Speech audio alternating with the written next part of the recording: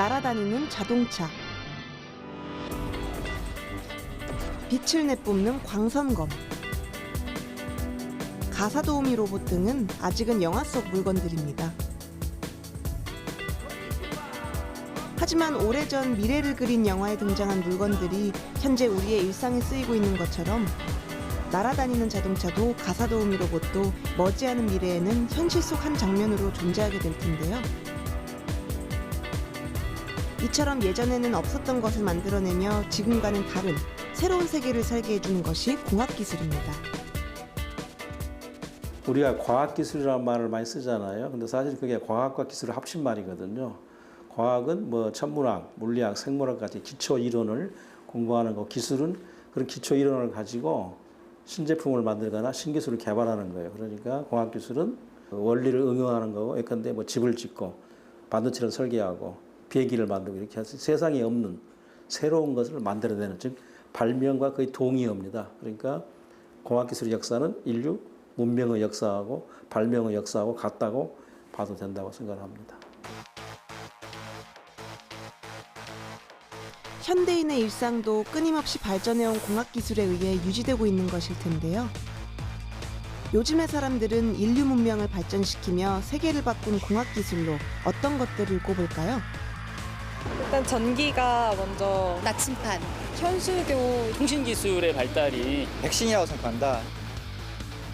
실제 국내의 많은 공학 전문가들이 화약, 인쇄술, 무선통신을 비롯해 백신, 현수교, 사진, 전기, 제트엔진과 로켓 기술 등을 세계를 바꾼 중요한 공학기술로 선정하기도 했는데요.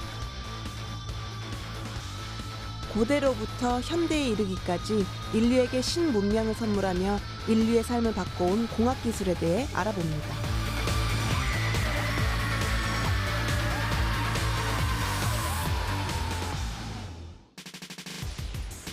백신, 질병 정복의 첫걸음. 인류의 역사는 전염병의 역사와 함께해 왔습니다. 패스트, 티푸스, 천연두와 같은 전염병은 수많은 사람의 목숨을 앗아가며 인류의 역사를 크게 뒤흔들 만큼 위력을 발휘하기도 했는데요. 우리나라에서도 1951년 전국에 천연두가 퍼져 4만여 명의 환자가 발생했고 이 중 만여 명이 목숨을 잃었습니다. 전 세계인을 죽음의 공포로 몰아넣었던 전염병 천연두. 하지만 1980년 세계보건기구가 천연두 박멸을 공식 선언함으로써 사라진 질병이 되었습니다. 인간이 천연두를 정복한 것인데요. 백신의 개발과 보급에 의한 결과였습니다. 백신은 우리가 감염병을 일으키는 미생물을 약화시키거나 죽이거나 해서 인체에 접종을 하면 병은 일으키지 않으면서 그 감염병에 대한 방어 항체 또는 방어 면역을 유발을 합니다. 그래서 차후에 그 동일한 미생물에 의한 감염 시에 예방을 하는 거죠. 감염병의 발병을 예방할 수가 있는 겁니다. 그래서 백신은 병원체를 약화시켜서 인체에 접종을 해서 방어 면역은 일으키지만 병을 일으키지 않는 일종의 이제 면역을 유발하는 미생물을 약화시키거나 죽인 물질이다라고 할 수 있죠. 백신 개발에는 영국의 의사 에드워드 제너의 활약이 있었습니다.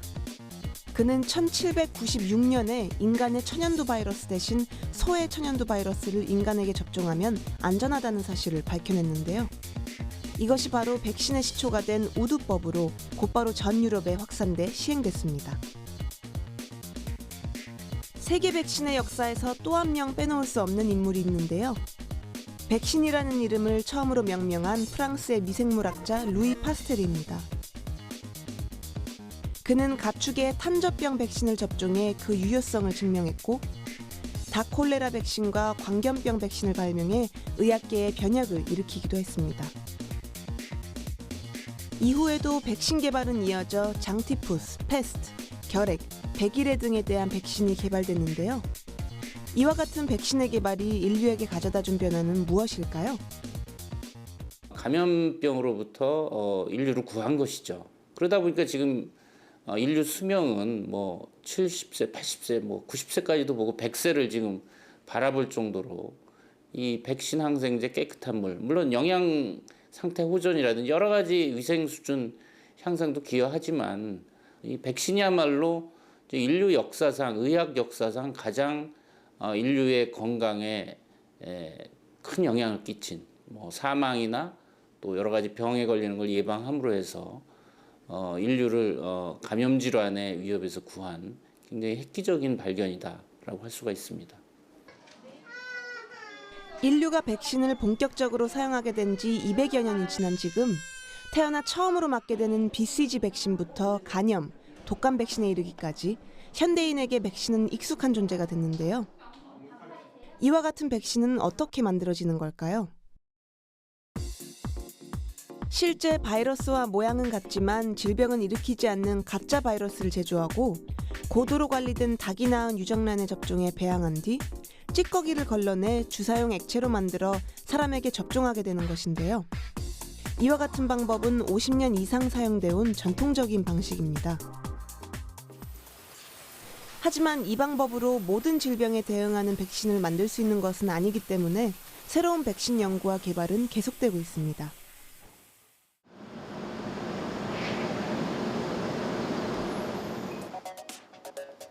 국제백신연구소는 백신과 관련한 전 분야의 활동을 수행하고 있는 비영리 국제기구입니다. 특히 저개발 국가의 건강 수준을 높이기 위한 목적으로 설립됐기 때문에 저렴하고 효과가 좋은 이른바 착한 백신 개발에 힘을 쏟고 있는데요. 그 성과 중 하나로 꼽히는 것이 지난 2010년 개발에 성공한 콜레라 백신입니다.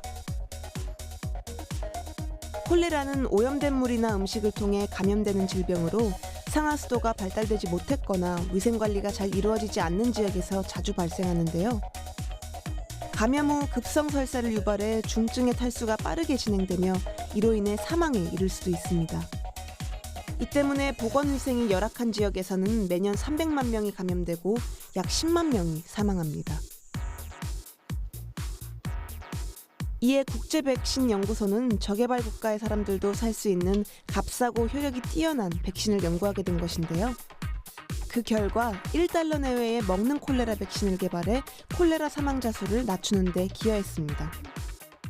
The big advantage that OCV has on other forms is that the older form, which was more expensive and was mainly designed for travelers from Europe or America going to areas where cholera might be found, is that this vaccine is easier to use, is cheaper, and can be used in situations where cholera is endemic, that is, where cholera is found routinely around the world, places such as Bangladesh or India, or in particular African countries, or for instance in the country known as Haiti, where there was a large cholera outbreak.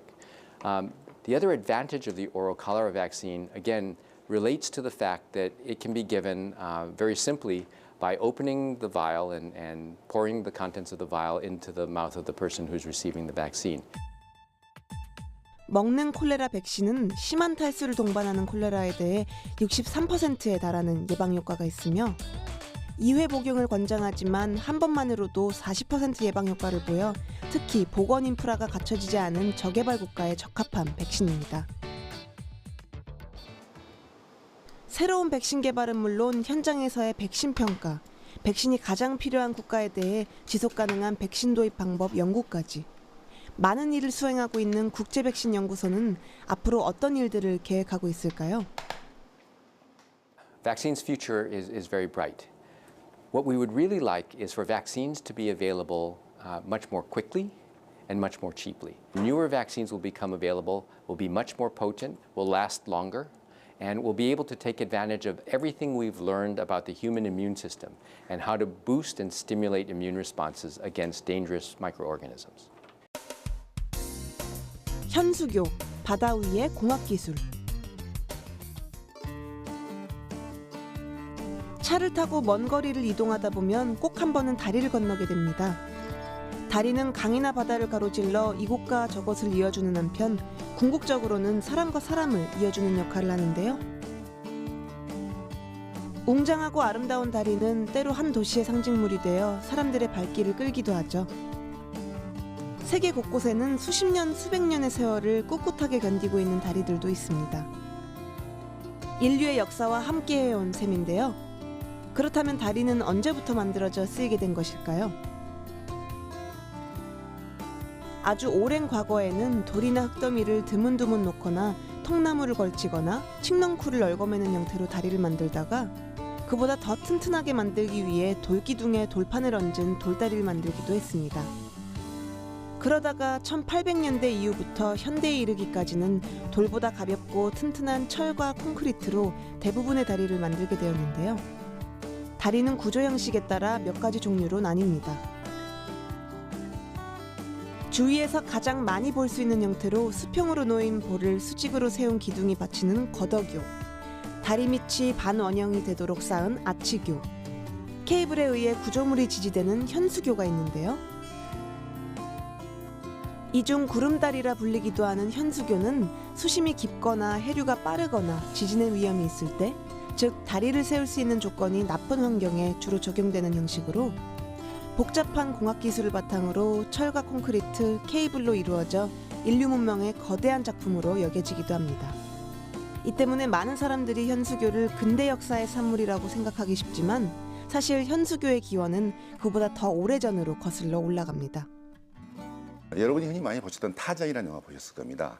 그 타잔 영화에 보시면 넝쿨을 이용해서 출렁다리를 건너다니지 않습니까? 그게 사실 기원입니다. 그래서 가장 역사가 오래된 다리를 하면 케이블 교량 중에 이 현수교와 그다음에 아치교를 많이 쓰죠. 그래서 그러한 역사가 가장 오래된 다리 중에 하나가 현수교입니다. 현수교가 지금과 같은 모습을 갖추게 된 것은 산업혁명 이후부터인데요. 산업혁명 당시 물자 수송과 대중교통의 수단이었던 열차가 더 빨리, 더 안전하게 지나갈 수 있도록 강과 계곡을 연결하는데 좀 더 높은 강도의 새로운 다리가 필요했고, 그때 다리의 건설 재료로 철강을 도입하면서 근대적인 현수교가 등장하게 된 것입니다. 이후 현수교 기술이 발전하면서 세계 곳곳에 현수교가 건설되었는데요. 세계적인 관광 명소가 된 미국 샌프란시스코의 금문교부터 영국의 험버교, 덴마크의 그레이트 벨트교에 이어 현재 세계에서 가장 긴 다리인 일본의 아카시대교까지 현수교 기술은 눈부신 발전을 거듭해오고 있습니다. 그렇다면 우리나라는 어떨까요? 1973년에 준공한 우리나라 최초의 현수교 남해대교를 시작으로 영종대교, 광안대교, 이순신대교까지 우리나라 현수교의 역사는 세계 현수교의 역사에 비해 짧지만 빠른 속도로 발전해 왔는데요. 특히 인천국제공항과 서울을 오가는 교통의 관문이 되고 있는 영종대교는 국내 현수교 건설 기술이 세계적 수준에 이르렀음을 보여줍니다. 일반적으로 현수교는 두 가지 형태로 나뉘는데요. 케이블에 의해 전달되는 교량의 하중을 다른 고정체에 연결시켜 지지하는 타정식 현수교와 교량 자체의 균형에 의해 지지하는 자정식 현수교입니다. 영종대교는 이중 자정식 현수교로 특히 세계 최초로 3차원 케이블 배열 방식을 도입하는 데 성공해 세계의 전문가들도 놀라게 만들었습니다. 영종대교는 3차원 자정식 현수교라고 세계 최초라고 말을 합니다. 자정식 현수교는 그와 같은 사장교까지 아우르스 사장교와 힘까지 받도록 설계되기 때문에 구조적으로 굉장히 어렵죠. 거기다가 케이블을 그냥 똑바로 그러는 게 아니고 벌렸다 오므렸다 벌렸다 오므렸다 하면서 케이블을 걸어야 됩니다. 그래서 그 형상을 만드는데 어려움이 많습니다. 시공법 자체가 일반 현수교도 어려운데 거기에 사장교 형식까지 같이 가미가 돼서 복합적으로 쓰기 때문에 그 건설자에서 굉장히 어렵게 시공을 한 그런 시공법이 굉장히 어렵고 해석도 어려웠던 그런 세계 최초의 3차원으로 만들어진 자정식 현수교가 되겠습니다. 우리나라 현수교 건설 기술을 증명한 또 하나의 다리가 있는데요. 총 길이 2260m의 전남 광양과 여수를 잇는 이순신대교입니다. 주탑의 높이는 270m로 현수교 콘크리트 주탑으로는 세계에서 가장 높고, 주탑과 주탑 사이의 거리인 주경간장은 이순신 장군이 태어난 해인 1545년을 상징하는 1545m로 국내에서 가장 길며 세계에서는 네 번째로 깁니다.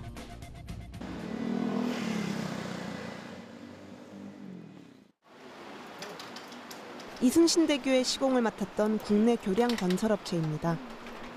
이순신대교 시공에 있어 설계에서 장비, 자재, 시공 기술까지 건설 전반을 국산화하는 데 초점을 맞춰 진행됐다고 하는데요. 이순신대교의 숨은 기술력, 어떤 게 있을까요? 우선 케이블은 저희가 사용했던 방법은 에어 스피닝 방법이라고 해서 케이블을 구성하는 그 작은 와이어 지름이 한 5mm 조금 넘는 강선을 한 가닥씩 빠르게 왕복을 하면서 가설을 하는 방법을 사용했고요. 그 주탑 같은 경우에는 콘크리트 주탑이다 보니까 이제 폼을 운영하는 방식에 따라 달라지는데 저희는 슬립폼 공법을 사용을 해서 폼이 콘크리트 표면에서 떨어지지 않고 계속적으로 서서히 올라갑니다. 그러면 그 과정에 콘크리트를 타설하고 그 속도에 맞게 철근도 조립을 하고 하는, 그렇게 해서 24시간 계속적으로 작업을 하는 공법을 사용을 했습니다. 이순신대교에 쓰인 지름 70cm의 케이블은 약 54,000톤의 강도를 가지는데요. 약 3분의 1은 케이블 자체 무게와 상판 무게 그리고 교통하중을 지지하는 데 쓰이고 나머지는 안전장치에 쓰입니다. 이순신대교는 바다에서 상판까지 높이가 평균 71m, 선박 운항폭은 최장 1130m로 21만 톤급 초대형 컨테이너 선박 2대가 동시에 통항할 수 있습니다. 또한 지진 규모 6.5, 진도 8단계의 강진에도 견딜 수 있도록 설계되었는데요. 이 다리의 건설로 여수산업단지와 광양산업단지 간의 거리가 종전의 60km에서 10km로 단축되고 소요 시간도 80분에서 10분으로 단축되었습니다. 그리고 또 하나의 의미가 더해집니다. 그러니까 이순신대교는 저희가 수주를 한 그 순간서부터 이번에는 이거를 좀 기술 자립화를 해보자, 국산화를 해보자 하는 프로젝트를 시작을 했고요. 공동으로 수주했던 회사들 그리고 저희 협력업체들을 통해서 기술이 많이 전파가 됐습니다, 국내에. 그래서 그 뒤에 지어진 저희 회사에서 진 것만 해도 이제 현수교가 3개가 있고 또 다른 회사에서도 또 2개를 짓거나 짓고 있고 또 해외에서도 지었고요. 그런 기술들을 전부 국내 기술로 시공할 수 있게 되는 그런 계기가 된 프로젝트라고 할 수 있습니다. 세계 각국의 교량공학 기술은 도시 성장의 촉진, 경제 활성화, 지역 간 교류에 그 역할을 다하며 더 길고 아름답게, 보다 안전하고 편리하게를 목표로 발전해 오고 있는데요. 지금까지의 축적된 기술을 바탕으로 완성될 미래의 현수교는 지역을 넘어 국가를 넘어 대륙을 이어줄 수 있지 않을까요? 사진, 빛으로 쓰다.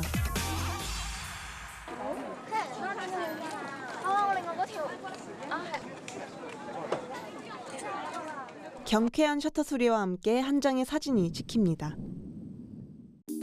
간직하고 싶은 어느 한때가 담기기도 하고 역사가 기록되기도 하며 가치를 매길 수 없는 예술작품이 되거나 소비자를 유혹하기도 합니다. 이처럼 우리의 일상에 존재하는 친숙한 사진도 처음에는 세상을 뒤집는 놀라운 발견과 발명으로부터 시작됐습니다.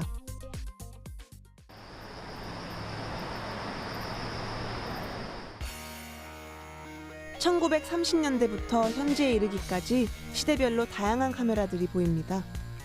각각의 카메라마다 성능의 차이는 있겠지만 사진을 찍는 원리만큼은 다르지 않은데요. 사진의 역사를 광학적 측면에서 살펴보면 그 시작은 카메라 옵스큐라라 할 수 있습니다. 카메라 옵스큐라는 어두운 방이라는 의미로 빛이 차단된 상자 한쪽 면에 작은 구멍을 뚫으면 바깥 풍경의 상이 상자 안의 반대쪽 벽면에 거꾸로 맺히게 만들어진 기구입니다. 발명 초기인 16세기에는 화가들이 사실적 그림을 그리기 위한 도구로 많이 사용했는데요. 그 크기가 점점 작아지고 이동이 용이한 형태로 발전하면서 구멍 대신 렌즈를 사용해 명확한 상을 볼 수 있는 형태로 발전합니다. 여기에 화학의 발전이 더해지면서 드디어 공식적인 세계 최초의 사진이 등장하는데요. 1839년 다게르에 의해 발명된 음판 사진으로 프랑스의 과학 아카데미에서 정식 발명품으로 인정받고 공포된 것입니다.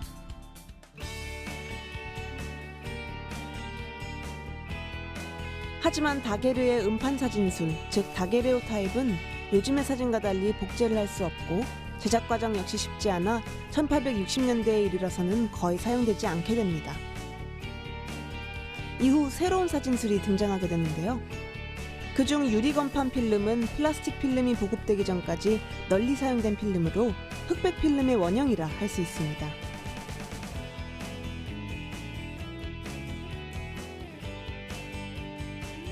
한편 1888년에는 100장의 사진을 찍을 수 있는 롤 필름이 내장된 작은 상자 모양의 카메라가 등장하면서 사진의 대중화 시대가 열렸고, 이후에도 카메라 기술의 혁신은 계속돼 1970년대에는 컬러 사진이 보편화되고 1980년대에는 디지털 카메라가 등장하며 아날로그 시대에서 디지털 시대로 전환하게 됩니다.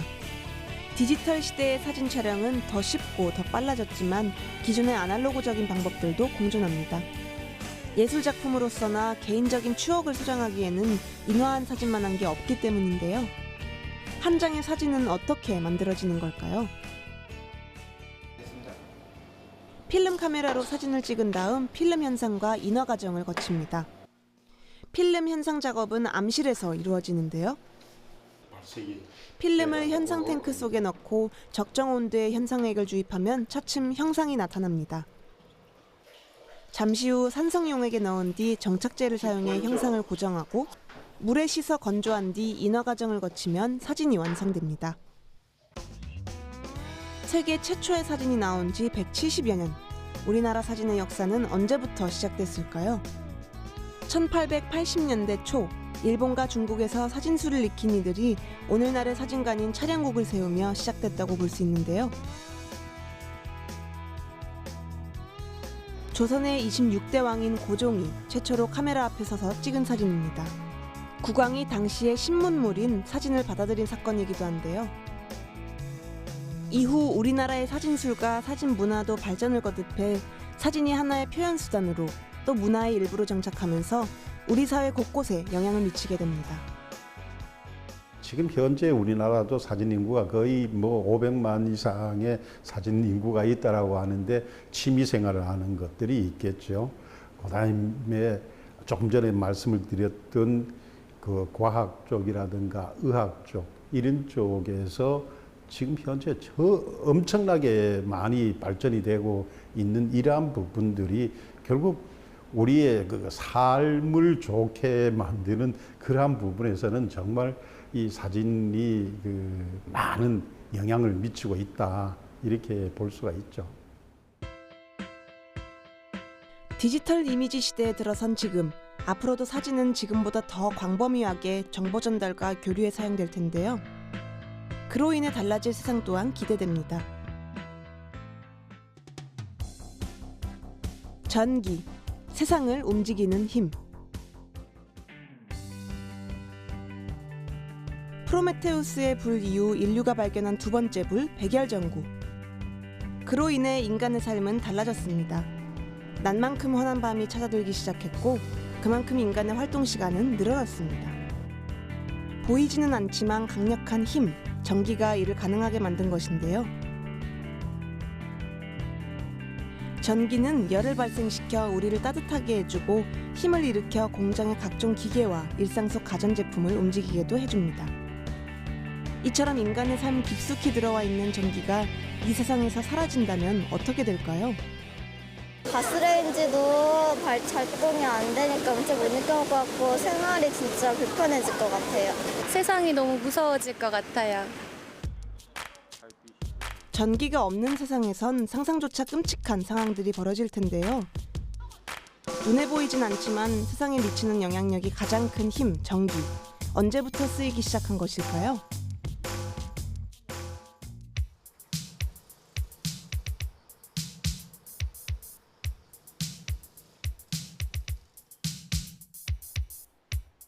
전기의 역사는 크게 세 시기로 구분지을 수 있습니다. 자연에서 정전기 현상만 알려졌던 자연력 시대, 전류와 전자기 현상을 발견한 증기력 시대, 전기가 상업화된 전기력 시대입니다.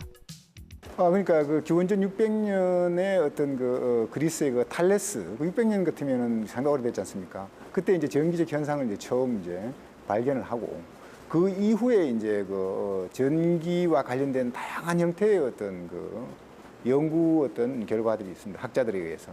한 18세기, 19세기 넘어오면서부터 집중적으로 이제 그 원리에 대한 어떤 과학성들이 이제 다양한 분야에서 이제 그 고려되기 시작하고 이제 그 시기를 넘어가지고 그 에디슨이 이제 활동했던 그러니까 1870년대 후반쯤 해서는 이제 그런 전기적인 현상들이 상당히 이제 그 연구의 결과물로 축적이 되지 않습니까? 이제 그런 것들을 이제 우리 생활 어떤 영역 속에서 말이죠, 그 이용하기 시작하는데 그 시대부터를 따져보면은 상당히 그 우리 오늘날 현대에 쓰고 있는 그런 전기적인 어떤 문명의 혜택들은 그 시점을 통해서 아마 크게 성장했다고 볼 수가 있습니다. 전기의 상업화 시대가 열린 19세기 후반부터 미국과 유럽 각국의 발전소가 세워졌고 공장과 가정, 거리에 전력이 공급되기 시작했는데요. 1887년 우리나라에도 최초의 전등불이 어둠을 밝혀주었습니다. 이후 1898년 우리나라 최초의 전력회사인 한성전기회사가 설립되고 서울 시내 전등, 전차, 전화사업 운영권을 허가받아 사업을 시작하는데요. 전기의 상업화가 가능해질 만큼 전력 생산이 크게 늘어나기 시작한 시기입니다. 1961년에는 한국전력주식회사가 만들어지면서 전력 생산 기술이 발전하고 그에 따라 전력 생산도 한층 더 늘어나게 되는데요. 1978년에는 원자력 발전소 고리 1호기 준공으로 대규모 전력 생산이 가능해집니다. 경복궁 권천궁에서 우리나라 최초의 전등불이 밝혀진 뒤 우리의 삶은 큰 변화를 겪었습니다. 한성전기가 설립되면서부터 이제 그 전차 사업이라든가 그다음에 이제 전등 사업, 전화 사업 이런 것들이 이제 그 관리되기 시작하고 또 거기에 대한 어떤 근대화에 대한 여러 가지 이제 기술적인 문명들이 이제 파급 효과를 가지면서 어떤 근대의 어떤 시대로 넘어가는 그런 어떤 폭발적인 계기가 만들어집니다. 그렇다면 우리 생활 곳곳에서 사용되고 있는 전기는 어떻게 만들어지는 것일까요? 전기를 만들어내기 위해서는 터빈과 전자석의 회전이 필요합니다. 터빈은 회전 날개와 회전축으로 구성되는데요. 수력, 풍력, 태양력, 화력, 원자력 등의 에너지에 의해 터빈이 회전하면서 발전기 안에 전자석으로 된 원통이 함께 돌게 됩니다. 이때 발전기 안에서는 음극과 양극이 계속 바뀌면서 전류가 흐르게 되는 것입니다. 이렇게 만들어진 전기는 몇 단계의 과정을 거친 뒤 우리가 사용할 수 있게 되는데요. 여러 발전소에서 생산된 전기를 송전용 변전소로 보내면 소비지로 보내기 위해 전압을 초고압으로 높여 배전용 변전소로 보냅니다. 배전용 변전소에서는 다시 전압을 낮추어 공장과 가정 등에 공급하게 되는 것입니다. 전기는 곳곳에서 사용되며 현대인의 삶에서 떼려야 뗄 수 없는 존재가 되었는데요. 이 때문에 전기의 미래를 고민하고 그와 관련한 연구개발 활동을 활발하게 진행하고 있는 곳이 있습니다.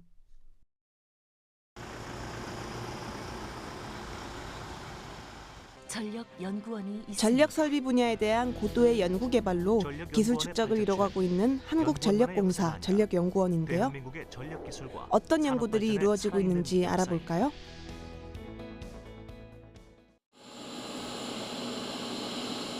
미래 기술의 하나인 신재생에너지와 관련한 연구를 진행하고 있는 에너지 신산업연구소는 마이크로그리드 시스템 개발로 전력 공급이 어려운 지역에 희망을 주고 있습니다.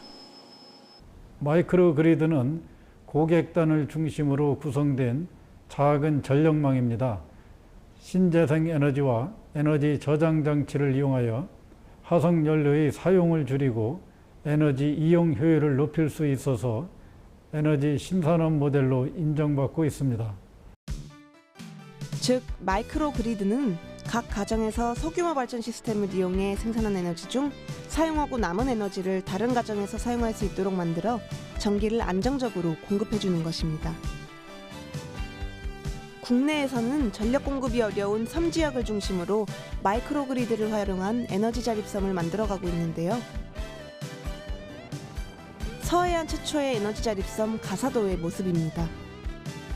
바다를 마주보고 우뚝 선 풍력 발전기와 햇빛이 잘 드는 언덕과 저수지에 빼곡히 들어선 태양광 전지판. 이들이 만들어내는 하루 2100kW 전력이 가사도 주민의 일상에 쓰이는 것입니다.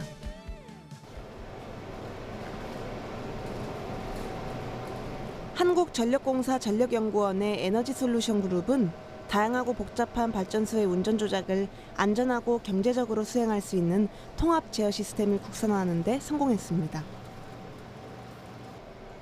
발전소에서 제어 시스템은 인간의 두뇌와 신경망에 해당하는 발전소의 핵심 설비인데요.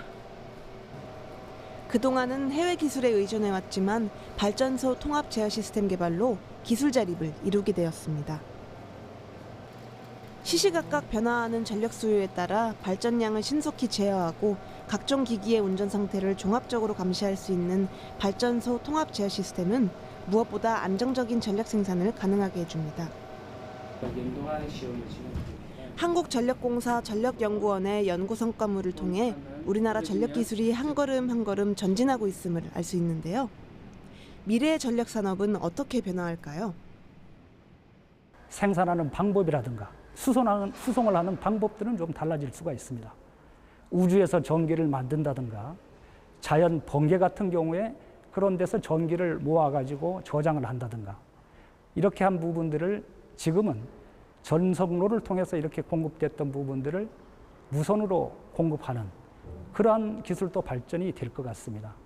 그리고 각 가정에서는 소형 발전기를 만들어서 충분히 사용을 하고 남는 전기는 시장에다 내다 파는 소형 발전소 같은 이런 운영 체제가 될 것 같습니다.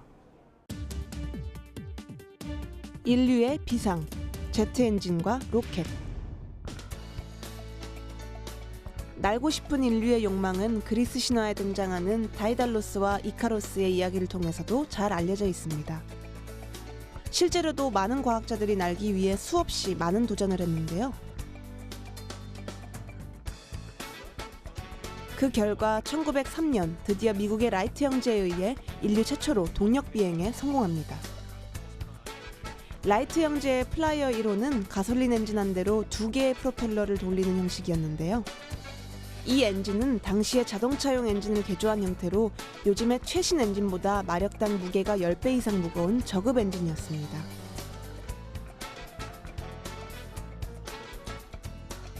인류 최초의 비행에 성공한 이후 인류는 더 오래, 더 빠르게 나는 비행기를 개발하기 위해 노력해왔는데요. 비행기 형태는 발전했으나 비행기 추진 장치는 1920년대 말까지도 프로펠러에 머물러 있었고 속도의 벽에 부딪힐 수밖에 없었는데요. 제트 엔진의 개발로 이 문제를 극복할 수 있게 됩니다. 제트 엔진의 원리는 뉴턴의 제3법칙인 작용과 반작용의 원리에 의해서 작동을 하게 됩니다. 우리가 배에 타서 노를 젓게 되면은 물이 뒤로 가는 그 반작용으로 배가 앞으로 전진하게 되는데 그것이 바로 작용과 반작용의 원리입니다.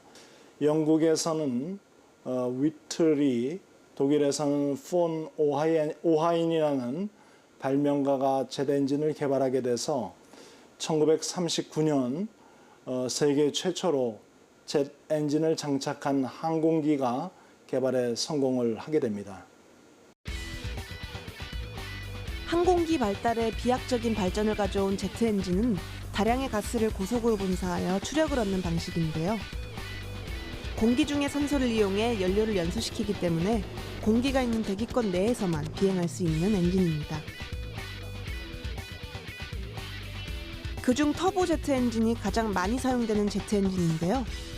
흡입구를 통해 유입된 공기가 압축기를 거쳐 고압으로 압축된 뒤 연료와 혼합되어 연소되면 연소가스에 의해 터빈이 고속 회전합니다.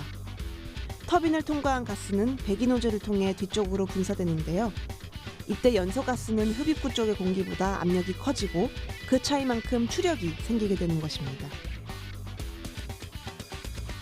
1930년대에 등장한 제트 엔진은 당시에는 군사 목적으로 개발되었지만 현재는 민간 항공기의 필수 부품이 되고 있는데요. 음속을 넘어 음속의 6배 이상으로 비행할 수 있는 극초음속 제트 엔진으로까지 발전하고 있습니다.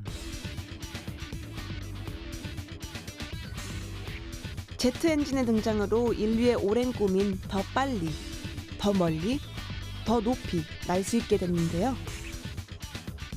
이는 인간의 삶에도 큰 변화를 가져왔습니다. 제트 엔진은 1939년에 세계 최초로 개발된 이후 현재까지 80년이라는 시간이 흘렀습니다. 이 기간 동안 제트 엔진도 대형화되었고 항공기도 대형화되었으며 그 속도도 초음속까지 아주 빠른 속도로 비행이 가능하였습니다. 그럼에 따라서 모든 인류는 원하고자 하는 곳에 하루 만에 갈 수 있는 전 세계의 일일 생활권화 되는데 제트 엔진이 큰 기여를 하였다고 생각을 합니다. 우주 공간으로의 여행 역시 인류의 오래된 꿈입니다. 이를 실현시켜준 것이 바로 로켓 기술인데요. 주위 공기를 흡입해 추력을 만드는 제트 엔진과 달리 로켓은 외부로부터 공기를 흡입할 필요가 없기 때문에 진공 상태인 우주 공간으로의 비행도 가능하게 해줍니다. 추력을 만드는 데 외부 공기가 필요하지 않은 이유는 로켓의 구조를 통해 알 수 있는데요. 연료와 함께 산소 또는 산화제를 내장하고 있기 때문입니다. 제트 엔진은 그 공기를 깔아들여서 공기에다가 이제 연료를 섞어서 연소시킨 다음에 그걸 배출시키는 그런 형태고요. 그렇기 때문에 제트 엔진은 이 공기가 있는 구간, 대기권 안에서만 운행을 할 수가 있는 거죠. 로켓은 공기가 없는 곳까지 가야 되는데 그러기 위해서는 자기가 자체 내에 어떤 산소를 탑재를 하고 있어야 돼요. 그래서 이걸 산소를 탑재하는 경우도 있고 또는 산소를 포함하고 있는 화학 물질인 산화제라는 걸 탑재하는 경우도 있고 이렇게 탑재를 해서 자기 스스로 그 산소를 갖고 올라가는 것이 그 로켓이고요. 역사적으로 로켓의 기원은 850년대 중국의 축제 행사 때 사용되던 화약을 이용한 불꽃놀이로 볼 수도 있는데요. 원통 내부에 충전된 고체 화약을 연소시키면 오색찬란한 연소가스를 원통 아래 노즐로 분사하며 반발력으로 상승하는 점이 유사합니다. 이후 1232년에 중국이 무기로 개발한 비화창이 전쟁을 통해 유라시아와 동남아시아에 퍼지며 근대와 현대의 로켓 개발로까지 이어집니다. 한편 우리나라에서도 고려시대와 조선시대의 병기에서 로켓의 기원을 찾아볼 수 있는데요. 본격적인 로켓 연구가 시작된 시기는 1989년 한국항공우주연구원이 창설되면서부터라 할 수 있습니다. 한국항공우주연구원은 1990년대 고체 과학 로켓 개발을 시작으로 액체 추진 과학 로켓 개발을 거쳐 2013년에는 드디어 소형 위성 발사체 나로호 발사에 성공하게 됩니다.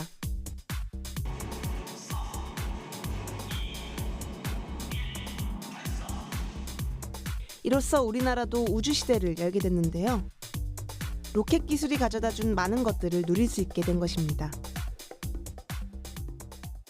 비행기가 우리를 땅에서 뜨게 했다는 거라고 그러면 로켓은 우리가 이제 공기가 없는 대기권 바깥에 우주 공간으로 나가게 했다는 것이 가장 큰 것이죠. 그래서 이 우주 공간으로 나가기로 됨으로써 이제 우리한테 주는 여러 가지 이득이 있을 수 있는데 이것이 인공위성이라든가 아니면 우주 탐사선이라든가 이런 것들이 이제 가능하게 되는 것입니다.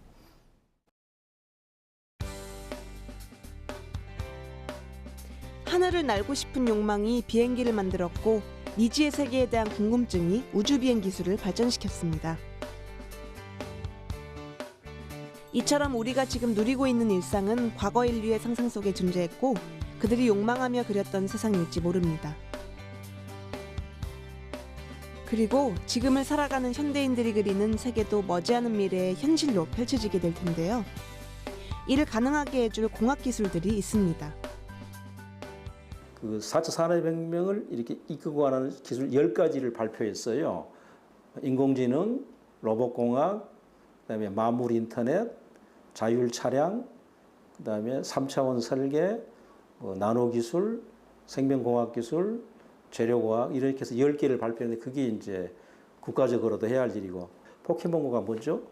가상현실과 증강현실을 활용한 기술이죠. 그래서 이 두 가지 가상현실, 증강현실이 지금 저희 문화기술 컨텐츠로 뜨고 있고 해서 아까 말한 4차 산업혁명의 10대 기술 또 가상현실, 증강 이런 기술들이 현재 굉장히 국제적으로나 우리나라에서도 관심 갖는 기술로 되어 있습니다. 4차 산업혁명을 이끌며 인류 문명의 역사에 기록될 새로운 공학기술의 등장을 기대해 봅니다.